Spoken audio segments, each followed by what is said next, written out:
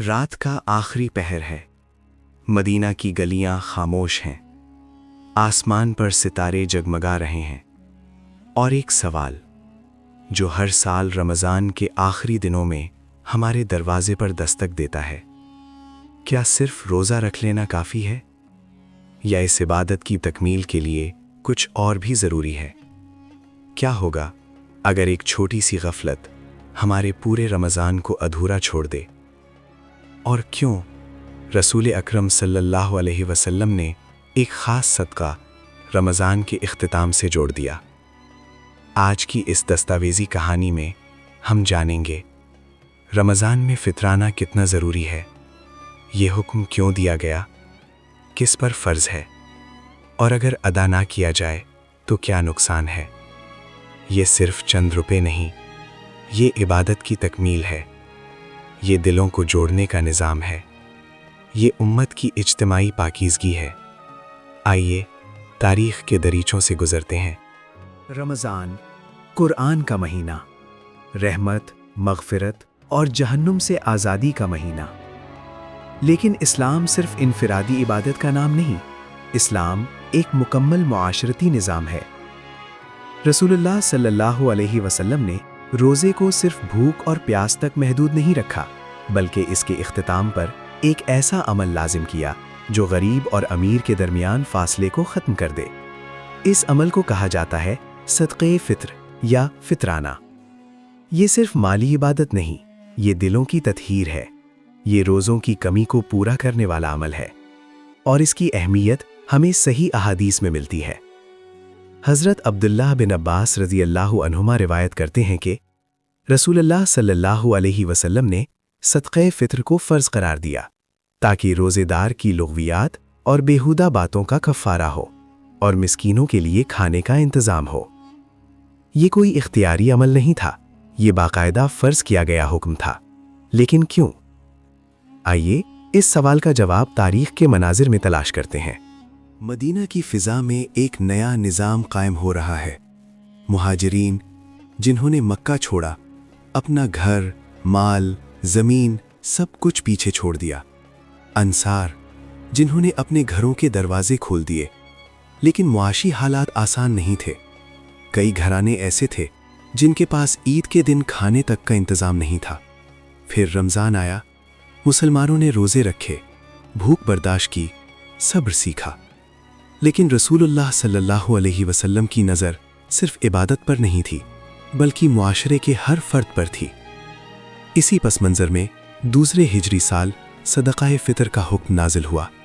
صحیح بخاری میں روایت ہے کہ رسول اللہ صلی اللہ علیہ وسلم نے ہر مسلمان پر، چاہے غلام ہو یا آزاد، مرد ہو یا عورت، بچہ ہو یا بڑا، ایک ساق کھجور یا ایک ساق جو بطور صدقہ فطر مقرر فرمایا۔ یہ اعلان تھا کہ عید کے دن مدینہ میں کوئی بھوکا نہیں رہے گا۔ سوچئے، ایک شخص پورا مہینہ روزہ رکھتا ہے، لیکن کبھی زبان سے غلط بات نکل جاتی ہے، کبھی دل میں ریا آ جاتی ہے، کبھی غصہ آ جاتا ہے۔ روزہ انسان ہے، فرشتہ نہیں، تو کیا اس کے روزے کامل ہو گئے؟ یہاں فطرانہ آتا ہے۔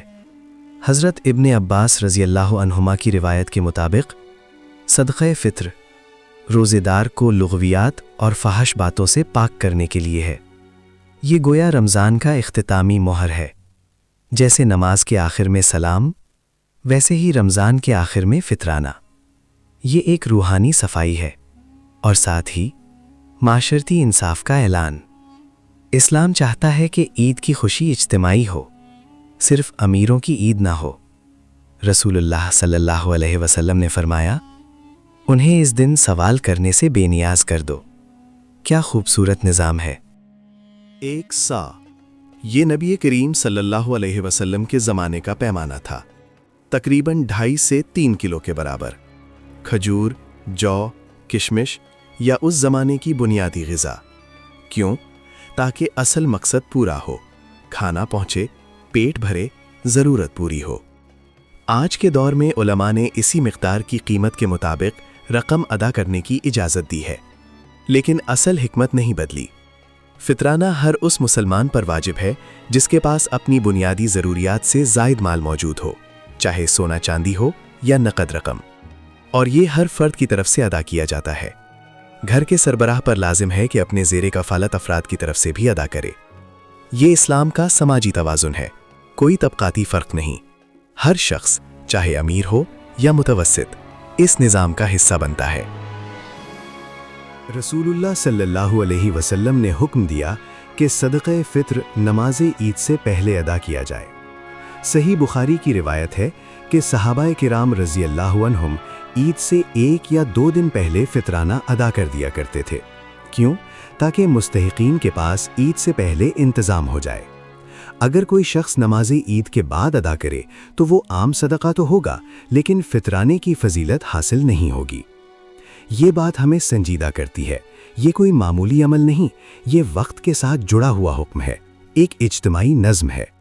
تصور کیجئے، عید کی صبح ہے، مدینہ کی گلیاں روشن ہیں، بچے مسکرا رہے ہیں، گھروں سے خوشبو آ رہی ہے، اور ایک غریب گھرانہ جو کل تک پریشان تھا، آج اس کے چہرے پر سکون ہے۔ کیوں؟ کیونکہ امت نے اپنا فرض ادا کیا، کیونکہ فطرانہ پہنچ چکا ہے، کیونکہ اسلام نے صرف عبادت نہیں، عدل قائم کیا ہے۔ یہ وہ لمحہ ہے جب روزہ مکمل ہوتا ہے، جب دل مطمئن ہوتا ہے، جب اللہ کے حضور یہ عرض کی جاتی ہے، یا اللہ، ہم نے روزے رکھے اور تیرے بندوں کا حق بھی ادا کیا۔ یہ ہے فطرانے کی اصل روح۔ رمضان صرف ذاتی تقوی کا مہینہ نہیں، یہ اجتماعی شعور کا مہینہ ہے۔ فطرانہ ہمیں یاد دلاتا ہے کہ ہم ایک امت ہیں۔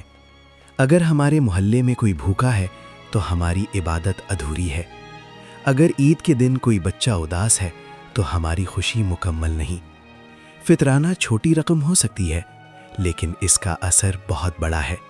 یہ دلوں کو جوڑتا ہے، معاشرے کو مضبوط کرتا ہے، اور ہمارے روزوں کو کامل بناتا ہے۔ آج جب ہم رمضان کے آخری ایام میں داخل ہوتے ہیں تو خود سے سوال کریں، کیا ہم نے اپنا فطرانہ ادا کیا؟ کیا ہم نے وقت سے پہلے ادا کیا؟ کیا ہم نے صحیح مستحق تک پہنچایا؟ آئیے اس سنت کو زندہ کریں، اس فرض کو سنجیدگی سے ادا کریں اور اپنی عبادت کو مکمل بنائیں۔ شاید یہی وہ عمل ہو جو ہمارے رمضان کو قبولیت تک پہنچا دے۔